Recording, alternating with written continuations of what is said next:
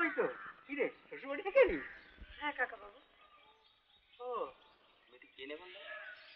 আরে যে ফুটপাতে আমাদের দোল গোবিন্দ ছিল না বসতো তারই মেয়ে। ও তো চিনতে পারলাম না তো। চিনবে কি করে বলো হারাধন, ছেলেবেলায় পড়াশোনা করতে করতেই তো কলকাতায় চাকরি নিলে, তারপর থেকে তো গ্রাম ছাড়া। নেহাত ভুতুর মা গত হলো, তাই না এখন ছেলেটার মায়ের ডেলিভারি করছো।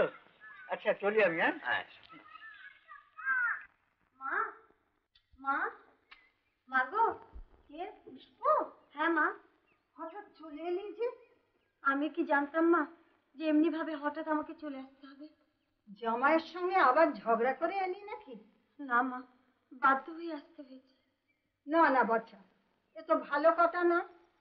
স্বামীর ঘর থেকে শুধু শুধু চলে আসা। শুধু শুধু আসিনি মা, তোমার জামাইয়ের মার খেয়ে খেয়ে সারা অঙ্গ আমার কালি হয়ে গেছে। নিশ্চয়ই তুই কিছু করেছিলি, নইলে শুধু শুধু মারতে যাবে কেন? কেন তুমি জানো না তোমার জামাইয়ের চরিত্র? জানি, তবু তোকে সেইখানেই ফিরে যেতে হবে। মেয়ে মানুষের স্বামীর ঘর ছাড়া আর গতি কি মা? লাঠি ঝাঁটা খেয়েও তোকে সেইখানেই পড়ে থাকতে হবে। তাই তো ছিলাম মা, শুধু লাঠি ঝাঁটা কেন, মার খেয়ে খেয়ে। তুমি খুলে দেখো না আমার পেটটা, মার খেয়ে খেয়ে সেখানে আমার ঘা হয়ে গেছে। মনের জ্বালা দেহের জ্বালা সবই তো সয়েছিলাম। পুষ্প, আমার ছেলে হয়নি বলে তোমার জামাই আবার বিয়ে করেছে, সে দুঃখ আমি সয়েছিলাম মা। তবু তবু আমার ভাগ্যে। চুপ কর মা, চুপ কর, কাঁদিস না। তুমি জানো না মা, আমি এমনিতে চলে আসিনি, তোমার জামাই আমাকে লাথি মেরে দূর করে দিয়ে। এখানে এলি তো মা, খাবি কি? আমি আর তেমন কাজ করতে পারি না, থরথর করে গা হাত কাঁপে, নিজের পেটের ভাতই জোগাতে পারি না, তোকে কি খাওয়াবো মা? তুমি কিচ্ছু ভেবো না মা, আমরা জাত বসতাম, তাছাড়া বাবার কাছে তো একটু আধটু গানও শিখেছি, গান গিয়ে দৌড়ে দৌড়ে বিক্রি করে বেড়াবো, নইলে নইলে ঝিয়ের কাজ করবো মা। তবু তবু ওখানে তুমি আমাকে ফিরে যেতে বলো না, আমি যেতে পারবো। আয় মা আয়, ঘরে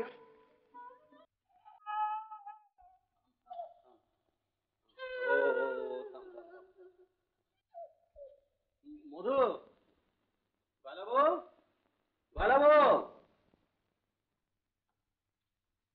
আচ্ছা তোমরা দুজন কি করতে আছো বলতে পারো? দুজনে মিলে এইটুকু একটা বাচ্চাকে সামলাতে পারো না?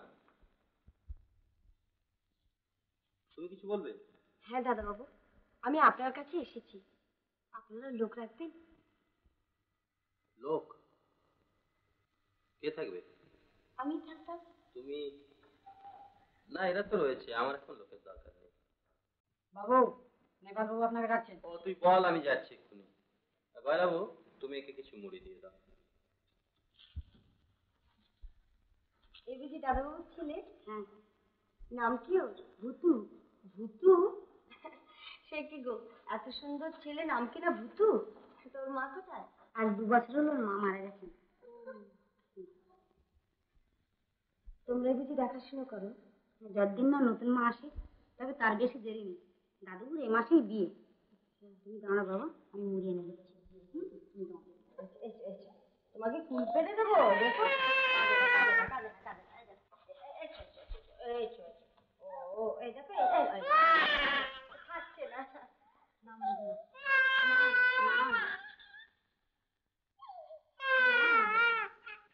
যাই বলো হারাধন, এবার তোমার বিয়েতে খুব ফুর্তি করবে। দ্বিতীয় পক্ষের বিয়ে আবার বিয়ে নেই পাল্লা। নেহাত ভুতুটা ছোট, ওই জন্যই। আরে শোনা, হ্যাঁ একটা কাজ চাইতে এসেছিল।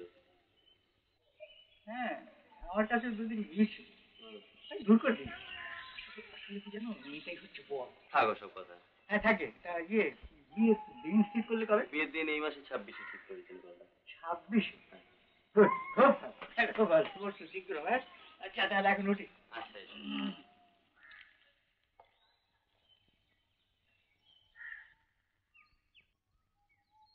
পুষ্প, আমি রে, আমি তোর নেপাল কাকা। কি চান আপনি? চাই না কিছু, তুই কাজ চেয়েছিলি না, তোকে আমি কাজ দেবো, তবে এখানে নয়। তুই তো জানিস ব্যবসার ব্যাপারে প্রায় আমাকে কলকাতায় যেতে হয়, সেখানে আমি একখানা ঘরও ভাড়া করে রেখে দিয়েছি। যখন যাই নিজেই ফুটিয়ে ফাটিয়ে নিয়ে খাই আর কি। তা আমি বলছিলাম কি, তুই আপাতত সেখানে গিয়ে থাকবি। কিন্তু কাকাবাবু, কিন্তু কি রে, আমি তোর ভালোর জন্যই বলছি। শোন, এখানে তোকে কেউ কাজ দেবে না। আচ্ছা দেখি চেষ্টা করে। ঘরে বুড়ো মা রয়েছেন তো, তাকে ফেলে যেতে ইচ্ছে করে না। আচ্ছা তুই ভালো করে ভেবে দেখ, ভেবে দেখ, ইচ্ছে হলে আমাকে বলিস।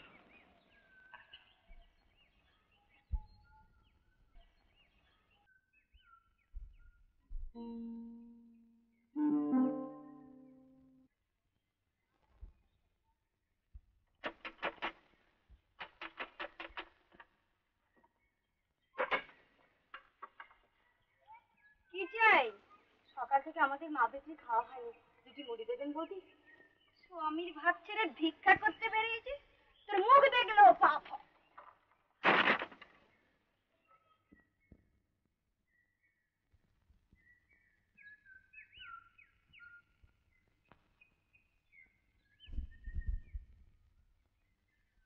পুষ্প, শোনো, তুমি আমাদের বাড়ি মুড়ি চাইতে গেলে বৌদি তোমার যা তা অপমান করলো। গরিবের আবার মান কোথায় পাবো যে অপমান হবে? না না, তোমার তো সকাল থেকে কিছু খাওয়া হয়নি, এই টাকাটা দিচ্ছি, তুমি কিছু কিনে খেও। কি হলো, নাও।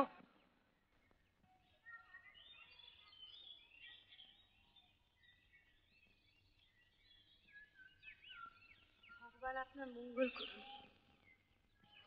শোনো, তোমাকে অসময়ে সাহায্য করলাম, কিন্তু তোমাকে।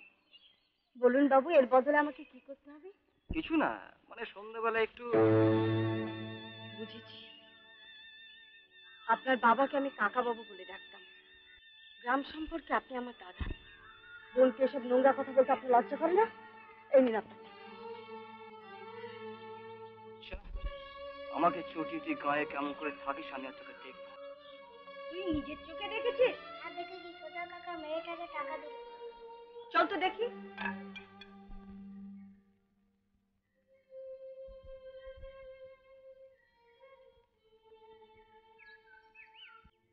দিনকাল গিয়ে তোমার এককালে ঠেকেছে, শাসন করতে পারো না মেয়েকে।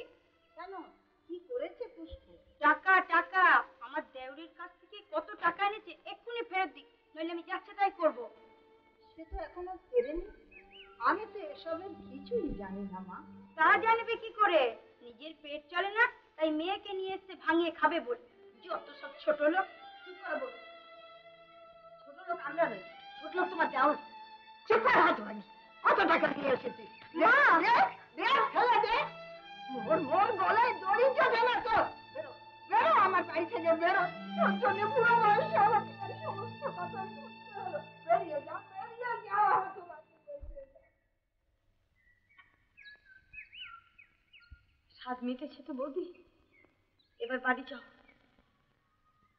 আর জেনে রাখো, তোমার দেওরের কাছ থেকে আমি টাকা নিইনি। সে আমার ভাইয়ের মতো।